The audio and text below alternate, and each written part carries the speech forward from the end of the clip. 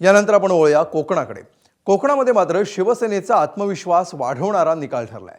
एकनाथ शिंदेंना गेल्या काही दिवसांमध्ये त्यांनी केलेला झंझावाती प्रचार आणि थेट ग्राउंड कनेक्ट यांचा फायदा कोकणात झाल्याचं दिसून येतं।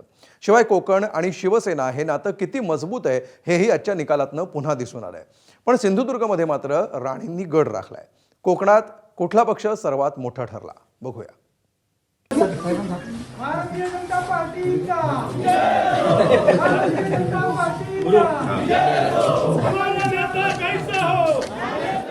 भाजप नेते आणि राज्याचे कॅबिनेट मंत्री नितेश राणेंचं हे सेलिब्रेशन पाहिल्यानंतर सिंधुदुर्ग जिल्हा परिषदेचा निकाल वेगळ्यानं सांगण्याची गरज नाही। सिंधुदुर्गचा गड जिंकण्यात नितेश राणे यशस्वी झाले। भाजप आणि शिवसेनेनं नगरपंचायत आणि नगर परिषदांच्या निवडणुकांमध्ये स्वतंत्र लढण्याची चूक केली आणि त्याचा मोठा फटका दोन्ही पक्षांना बसला। मात्र त्यातून धडा घेत भाजप आणि शिवसेनेनं रत्नागिरी आणि सिंधुदुर्ग जिल्हा परिषदेच्या निवडणुका युती म्हणून लढण्याचा निर्णय घेतला आणि त्या निर्णयाचा परिणाम म्हणजे सिंधुदुर्ग जिल्हा परिषदेत भाजप तर रत्नागिरीत शिवसेना विजयाचा गुलाल उधळते। सिंधुदुर्गात भाजपच्या ज्या बंडखोरांनी महायुती विरोधात काम केलं त्यांना नितेश राणेंनी काय इशारा दिला तो त्यांच्याच तोंडून ऐकूया। महायुती म्हणून हे जे काही मस्ती करणारे जे लोक आहेत, अदृश्य हाताच्या नावाने महायुती आणि सिंधुदुर्गाच्या विकासाला गालबोट लावणारे जे लोक आहेत, अदृश्य हाताच्या नावाने आमच्या जिल्ह्यामध्ये भारतीय जनता पक्षाच्या कार्यकर्त्याच्या विरोधात काम करणारे हे जे लोक आहेत, त्या अदृश्य हाताला आता बाजूला करण्याची वेळ निश्चित पद्धतीने आलेली आहे। हम जवाब नहीं देते, वक्त खुद बता देता है। रत्नागिरी जिल्हा परिषदेत शिवसेनेचा भगवा फडकवल्यानंतर उद्योग मंत्री उदय सामंत यांना व्हॉट्सअॅप स्टेटसवर डरकाळी फोडण्याचा मोह आवरला नाही। रत्नागिरी जिल्हा परिषदेतल्या विजयाच्या रूपात शिवसेनेनं कोकणातलं आपलं अस्तित्व आणि वर्चस्व दोन्ही अधोरेखित केलं। एकनाथ शिंदेंनी रत्नागिरी जिल्हा परिषद आणि पंचायत समितीच्या निवडणुकांची जबाबदारी सामंत बंधूंच्या खांद्यांवर सोपवली होती आणि सामंत बंधूंनी तो विश्वास सार्थ ठरवत एकनाथ शिंदेंना त्यांच्या वाढदिवसाला विजयाचं मोठं गिफ्ट दिलं। रत्नागिरी जिल्हा परिषदेतल्या 2 उमेदवारांचा विजय लक्षवेधी ठरला।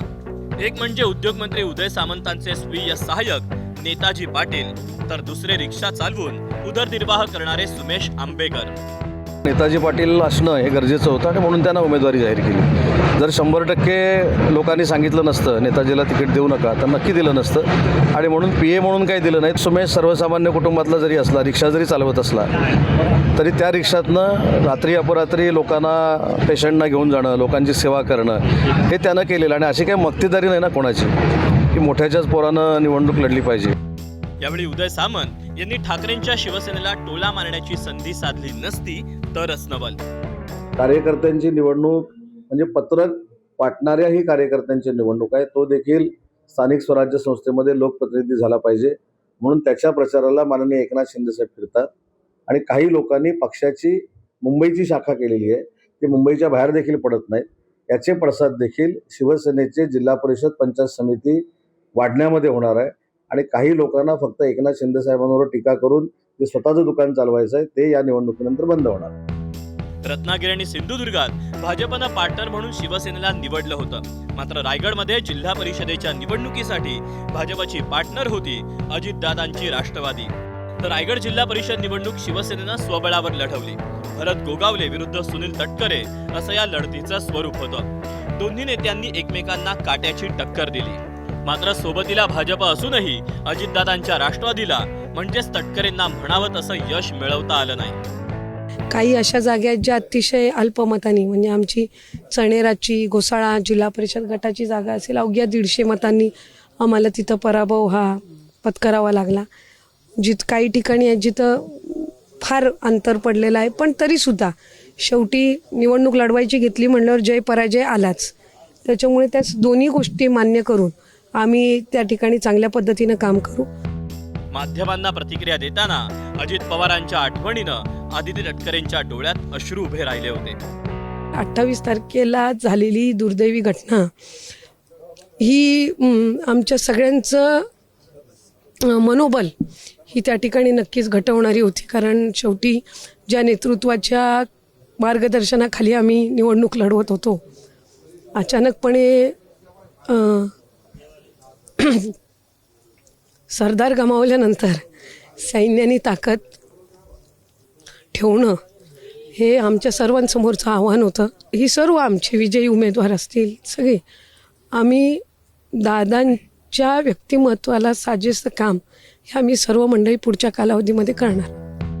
रायगडचं मुख्यालय असलेल्या अलिबागमध्ये शिवसेनेनं 10 पैकी 9 जागा जिंकल्या. त्यामुळे शिवसेनेचे आमदार महेंद्र दळवी म्हणतायत मे हू डॉन. अलिबाग मतदारसंघात तुम्ही 10 पैकी 9 सीट जिंकलात. मैं हूँ डॉन. येस. आता आज खरं सांगू का, अनेकाने गमजा मारल्या, पण आता माझ्या मतदारसंघ किंवा रायगडच्या मैं हूँ डॉन, मीच डॉन आता हे इतरांना पण कळलं असेल. त्याचे त्यांना आत्मपरीक्षण करावं असं मला वाटतं. रायगड हा शेकापचा बालेकिल्ला. मात्र याच रायगडमध्ये शेकापला भोपळाही फोडता आलेला नाही. या पराभवानंतर शेकापला नक्कीच आत्मचिंतन करावं लागणार आहे. सिंधुदुर्ग असो, रत्नागिरी किंवा रायगड, कोकणातल्या तिन्ही जिल्ह्यातल्या झेडपीच्या निवडणुकांमध्ये महायुतीतल्याच घटक पक्षांचा डंका वाजतोय.